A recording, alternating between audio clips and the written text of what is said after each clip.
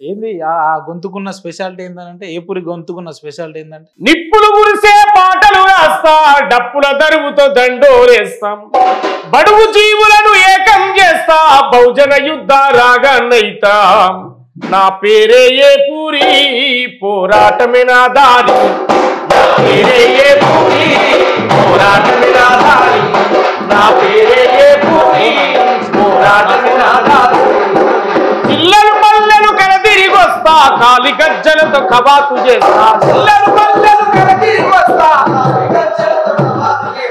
ఆకలికి అకల రాగం తీస్తా అన్యాయంపై సమరం చేస్తా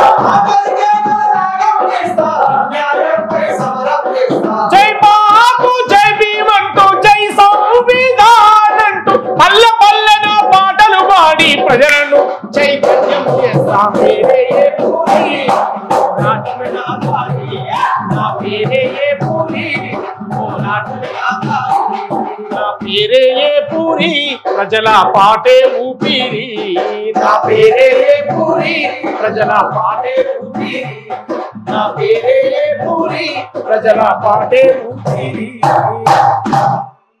చాలా అద్భుతం అసలు. అంటే బరిలో ఎంతమంది ఉన్నా కూడా ఏపూరి దారి సపరేట్ అంటారా? 100% ఉంటుంది. ఎందుకుంటారు? ఊకిన పుట్టినమా ఈ భూమి మీదకి ఊకిన వచ్చినమా? ఓకే, మనం ఏంటో చూపించకపోతే ఉట్టియం భూమి బరాబరి. ఓకే, అనేక మంది నాయకులను తయారు చేయాలి, అనేక మంది గాయకులు తయారు చేయాలి. ఈ సమాజంలో పుట్టినమంటే పుట్టిన పుట్టుక కాదు ఇది. ఓకే, మళ్ళీ పుట్టను కనుక మనం ఏంటి అని ఒక మార్కు ముద్ర గుద్దేపోతుంది తప్ప ఉట్టియం భూమి. ఎస్, రాసే ప్రతి పదం పాడే ప్రతి పాట ఒక హిస్టరికల్ అది. అందువల్ల టైంపాస్ కోసం పాడే పాటలు కావు, ఎంటర్టైన్మెంట్ కోసం. నువ్వు అన్నట్టు 1,00,000 2 లక్షలు ప్యాకేజీ అనగానే ఏదో వాడిని సాటిస్ఫాక్షన్ చేసే పాటలు కాదు, సమాజాన్ని ప్రభావితం చేసే పాటలు రాస్తాం. సమాజాన్ని ప్రభావితం చేసే పాటలు రాస్తాం. ఒక్కొక్క దశలో ఒక్కొక్క పాట ఒక అనుభాములా పేలినటువంటి పాటలే. అది పోరు సాగుతుంది కూడా కానీ 2004లో కావచ్చు, ఓకే, తెలంగాణ ఉద్యమ కాలంలో వచ్చినటువంటి పాటలు కావచ్చు, అమరవీరుల పాటలు కావచ్చు, తెలంగాణ వచ్చిన తర్వాత రాసినటువంటి పాటలు కావచ్చు, ఇవాళ ప్రజాపాలన వచ్చినాక రాసిన పాటలు కావచ్చు. ఒక్కొక్క దశలో ఒక్కొక్క పాట అద్భుతం. అట్లా పేల్చుకుంటూ వచ్చాం. బీసీలు వారి స్థితిగతులు బాగలేవు, వారి బతుకులు బాగలేవు, రాసినాం. బహుజనా మన బతుకెన్నడు మారురం జెండాలు మోసిన జనమును పోగేసిన జెండాలు మోసిన జనమును పోగేసిన దండాలు పెట్టిన ప్రజలను కూడగట్టిన దండాలు పెట్టిన ప్రజలను కూడగట్టిన కరపత్రము వంచిన పోస్టరు అతికించిన మా లీడర్ వచ్చిండని మైకు పెట్టి మొత్తుకున్న బహుజనా మన బతుకెన్నడు మారులో మహాజనా మన రోజులెన్నడొచ్చును. వారి జీవితాలు అట్లా ఉన్నాయి, అది చెప్పాం.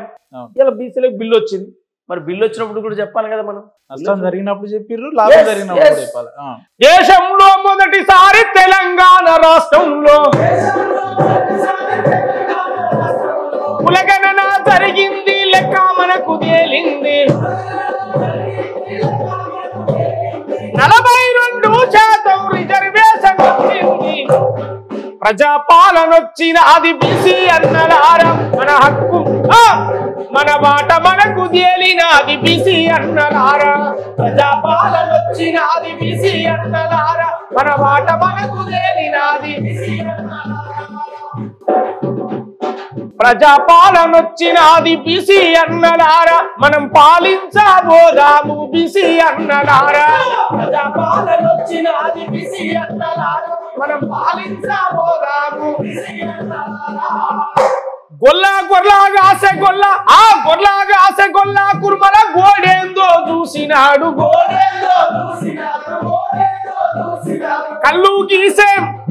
కళ్ళు గీసే గౌడన్నల కష్టమేందో తెలిసినోడు. ముదిరాజుల బతుకులను 300 కాపులకు దాపై నిలిసినాడు. 42% రిజర్వేషన్ ఇచ్చినాడు. ప్రజాపాలన వచ్చినది బీసీ అన్నలారా మనం పాలించబోదాము బీసీ అన్నలారా. ప్రజాపాలన వచ్చినది బీసీ అన్నలారా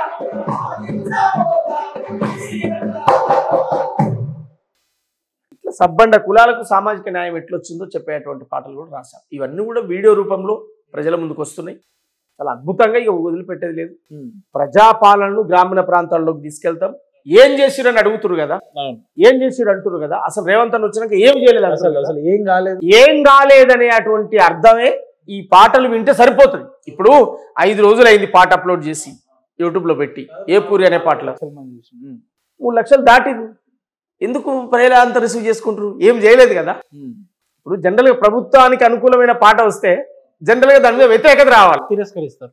కానీ ఎందుకు ఇంత ఎక్కువ చూస్తున్నారు అంటే, ఎస్, ఇందిరమ్మ ఇండ్లు ఇంటిగ్రేటెడ్ స్కూలు, 200 యూనిట్ల ఉచిత కరెంటాయే, 500కే వంట గ్యాసులాయే,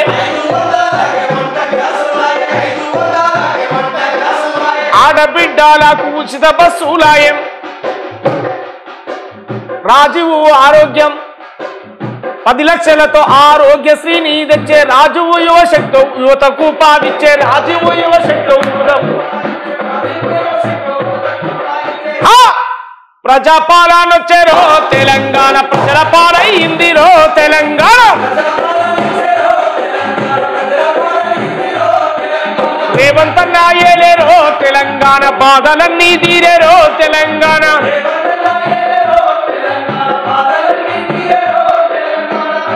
అంటే ఏమేమి వచ్చిందనేది చెప్పిరు, బానే ఉంది. అలాంటి అంశాలు పొందుపరిచిరు, బానే ఉంది. కానీ ఏం జరగలేదు అది కూడా చెప్తే బాగుండు కదా సోమన్ అనేది కూడా చాలా మంది కామెంట్లు పెడతారు మీ వీడియో కింద. మరి సంవత్సరన్నర కాలంలోనే చెప్పని అన్ని కూడా చేసుకుంటూ వస్తున్నాడు. ఏడాది కాలంలో, 10 ఏళ్ల కాలంలో ఏం జరగలే కదా. 10 ఏళ్ల కాలంలో విధ్వంసమే కదా, 10 ఏళ్ల కాలంలో మర్డర్లే కదా, రోడ్డు మీద హత్యలే కదా, లారీలతో తొక్కించుడే కదా, రైతులకు బేడీలేసుడే కదా. 10 ఏళ్ల కాలంలో జరగని అభివృద్ధి ఏడాదిన్నర కాలంలో జరిగింది చెప్పినా. 10 ఏళ్ల కాలంలో హత్యలు, లారీలు జరిగితే ఆనాడు ప్రభుత్వాన్ని ఈ రకంగా విరోచితంగా విమర్శించిన సందర్భాలు మీద ఉన్నాయి. మరి మీరు బతికి బట్ట కట్టవద్దు కదా మరి. అవు ఎస్, మరి మీరు సేఫ్ గానే ఉన్నారు. అయ్యో, నాకు బేడీలు పడలేదా? నన్ను జైల్లో కూర్చోబెట్టలేదా? లేదు, మా మర్డర్లు మానభంగాలు అంటే అదే అంటున్నా. ఎందుకు జరగలేదు? ఎన్ని హత్యలు జరగలేదు? పెద్దపల్లిలో నడి రోడ్డు మీద లాయర్ను కొట్టి చంపలేదా? కథలతో నడి చంపలేదా? నీళ్ళల్లో దళితులను లారీలతో, ఉసుక లారీలతో దొక్కి చంపలేదా? ఖమ్మంలో రైతులకు బేడీలు వేయలేదా? ఇవన్నీ జరగలేదా? అంటే ఏ పురుషోమన్న చస్తే చచ్చినట్ట, ఏ పురుషోమన్న జరిగితే జరిగినట్ట? సమాజంలో జరిగినాయి కదా ఇవన్నీ కూడా. మాట్లాడే ప్రశ్నించే ప్రతి గొంతును చెరసాలేసి బంధించినోళ్ళే కదా. రేవంత్ ని అరెస్ట్ చేయలేదా? మందకృష్ణ మాదిగని అరెస్ట్ చేయలేదా? గద్దరన్న నిలబెట్టలేదా? ఎవరిని అరెస్ట్ చేయండి? వీళ్ళు ఎవరి మీద కేసులు పెట్టండి? ఎవరిని జైలుకు పంపింది? ఉద్యమకారులను. ఇవాళ ఉన్నాయా? స్వేచ్ఛ వాయువుల తెలంగాణ, ప్రజాపాలన ఆ రకంగా లేదా? స్వేచ్ఛ వాయువుల తెలంగాణ. జర్నలిస్టుల మీద, ప్రతిపక్ష నాయకుల మీద కేసులు లేవా? ఎట్లా వినండి, ఇవాళ స్వేచ్ఛ వాయువుల తెలంగాణ. దొరల కోటలు, గడీల కోటలు బద్దలు కొట్టి ఇవాళ స్వేచ్ఛ వాయువుల తెలంగాణ. ప్రగతి భవన్ కాడి పోయి వాళ్ళు పెట్టిన ప్రగతి భవన్ ఇలా ప్రజాభవన్ గా మారిస్తే, ఆనాడు ముళ్ళ కంచెలు వేసి పెడితే ఇలా ఓపెన్ గా సాధారణ మానవులంతా ఆడికే పోతున్నారు. కానీ ఎవరు ఉన్నారు అందులో? అంటే ఉన్నోళ్ళ కాడికే. ఎస్, ముఖ్యమంత్రి గారు ఎక్కడున్నారా? ఇవాళ సీతక్క ఆడ ఉంది, బట్టన్న అక్కడ ఉన్నాడు, ప్రజలు రిసీవ్ చేసుకుంటారు అద్భుతంగా. 2018లో ముఖ్యమంత్రి గారు కేసీఆర్ గారు, మాజీ ముఖ్యమంత్రి, 3 నెలలు మంత్రివర్గ విస్తరణ చేయకపోతే గడిల పాలన నిర్మించింది అన్నారు. దాదాపు సంవత్సర కాలంగా పూర్తి స్థాయి మంత్రివర్గ విస్తరణ చేయలేదు కదా. ఖచ్చితంగా రేవంత్ రెడ్డి గారు వినండి, ఆయన ఆ విషయాలు మాట్లాడితే ఇంకా నేను లోతుల్లోకి మాట్లాడాల్సి వస్తుంది.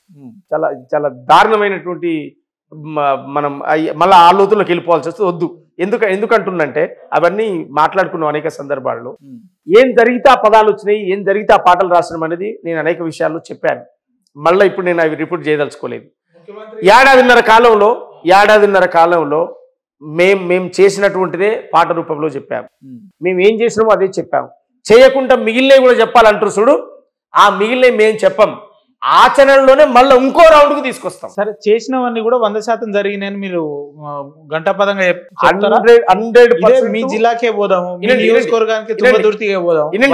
500కే బోనస్ వచ్చిందంటే మీ నియోజకవర్గంలో రేపు పొద్దున మనం మైక్ పట్టుకొని పోదామని.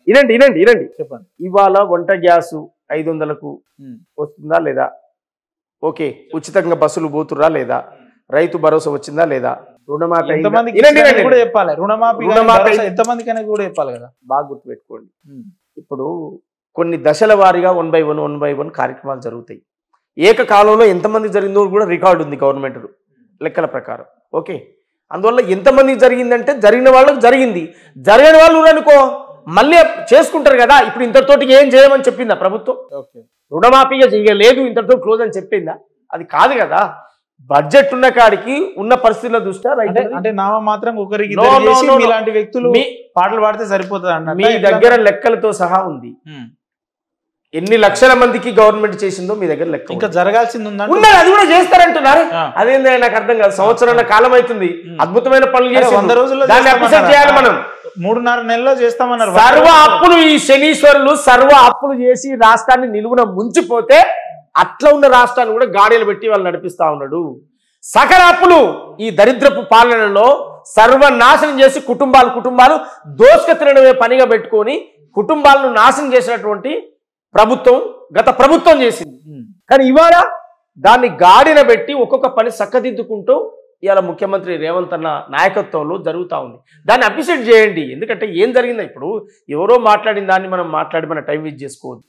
ఇవాళ అద్భుతంగా అప్పుల కుప్పగా ఉన్న రాష్ట్రాన్ని గాడిలో పెట్టి నడిపిస్తా ఉన్నాడు. దాన్ని గౌరవిద్దాం.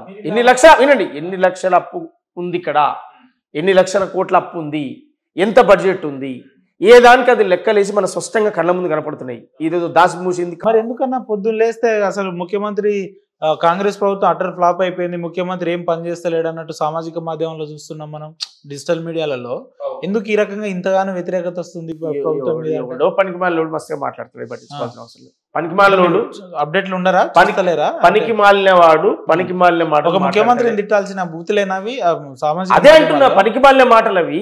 పనికి మాలిన మాటలు పనికి మాలిన మాట్లాడితే అవి మనం పట్టించుకొని ఇలాంటి డిబేట్లలో కూర్చొని మీలాంటి ఇంటెలెక్చువల్ ఒక మాట చెప్పండి. ప్రభుత్వం ప్రతిష్టాత్మకంగా ఒక పథకం తీసుకున్నది, దీన్ని దిగ్విజయంగా పూర్తి చేసింది అని చెప్పదలుచుకునే ఒక్క పథకం పేరు చెప్పండి మీరు. ఇప్పుడు పెట్టినటువంటి అన్ని పథకాలు ఉచిత బస్ తప్ప మిగతా చెప్పండి.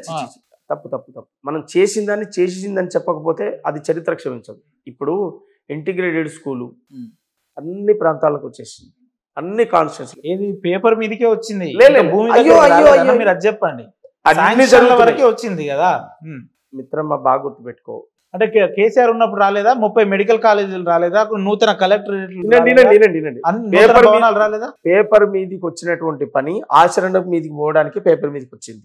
వినండి, ఇవాళ దాన్ని చాలా ఇంపార్టెంట్ గా ప్రభుత్వం తీసుకుంది. ఇంటిగ్రేటెడ్ స్కూల్ ఈ కుల మత భేద తమ్యం లేకుండా అందరూ ఒకే కాడ ఉండాలి, అద్భుతంగా చదువుకోవాలి. వాళ్ళ భావజాలంలోనే ఈ మతం అనేటువంటి ఒక ప్రచారం జరగకుండా స్వేచ్ఛ, సమానత్వం, కులం, మతం, వర్గం ఇవన్నీ కూడా ఉండొద్దు అనేటువంటి ఒక మంచి ఆలోచనను నింపేటువంటిది.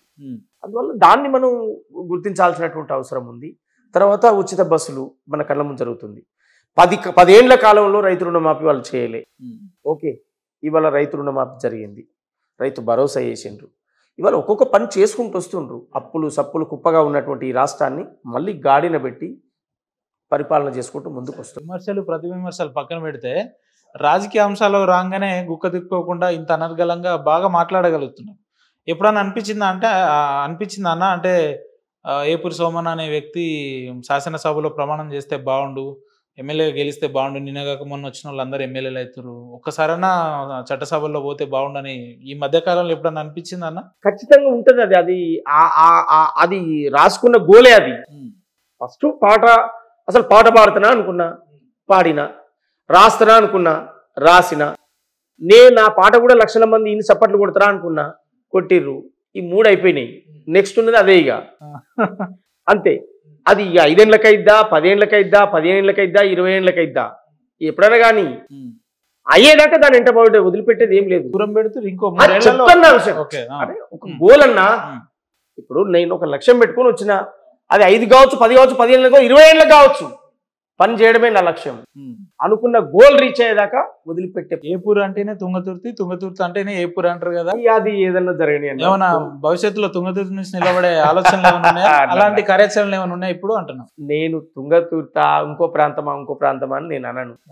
అది రేవంత్ అని చూసుకుంటాడు. కాంగ్రెస్ పార్టీ మీ పుట్టినీళ్ళు కదా, కాంగ్రెస్ పార్టీ మీరు ప్రాతినిధ్యం వహించిన నియోజకవర్గం కదా, ఇబ్బంది లేదా మీకు? కాంగ్రెస్ ఉండాలని చెప్పి కాంగ్రెస్ పార్టీ చూసుకోవాలి, రేవంత్ అని చూసుకోవాలి, జిల్లాకు వస్తే కోమరెడ్డి బ్రదర్స్ చూసుకోవాలి, ఓకే, ఇంకా మా ప్రాంతం తుంగతుర్తి ప్రాంతానికి వస్తే దామన్న నాయకత్వం. సోమన్న అంటే చాలా చాకచక్యంగా మాట్లాడతాడు, వ్యవహరిస్తాడు అని అందరికీ తెలుసు. కానీ మీరు అసలు ఎక్కడ దొరకలేరు.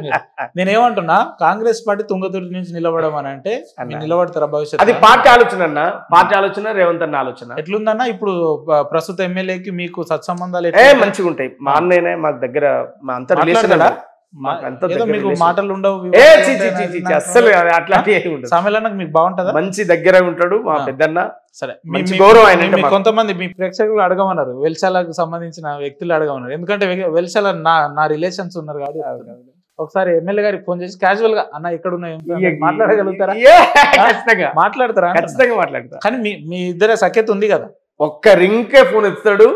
9:30 కరెక్ట్ టైం కాదు, గోళీలు 2-3 వేసుకుంటాడు. ఇప్పుడు వారెక్కడో పాపం బిజీలో ఉండి ఉంటాడు, తిరిగి అలసిపోయి ఉంటాడు. మీకు ఎమ్మెల్యేకి అయితే ఎలాంటి వివాదాలు లేవు, లైఫ్ లో రావు. ఆయన మాకు రావు. మాకు ఒక తండ్రి సమానుడు, పెద్ద మనిషి, పెద్ద ఆయన అంటే మాకు గౌరవం. మేము కావాలని తుంగతుర్తిలో మాకు దళిత సామాజిక వర్గంగా ప్రధానంగా మెజార్టీ పీపుల్ అయిన మేము మాదిగలకు కావాలని కొట్లాడి పెట్టుకున్నాం కదా. అందువల్ల సామ్యాలు అంటే మాకు ఎప్పటికి కూడా వ్యతిరేకం ఉండదు. ఎవరు వ్యతిరేకం? కాంగ్రెస్ పార్టీ ఎమ్మెల్యే మాకు వ్యతిరేకం ఎందుకు ఉంటుంది? మాకు చాలా గౌరవం, రెస్పెక్ట్ వారంటే. ఆయనే కాదు, ఈ రాష్ట్రంలో ఉన్న ఎవరంటే కూడా మాకు, ఎవరి పట్ల కూడా మాకు ఆ వ్యతిరేక భావం అనేది ఉండదు.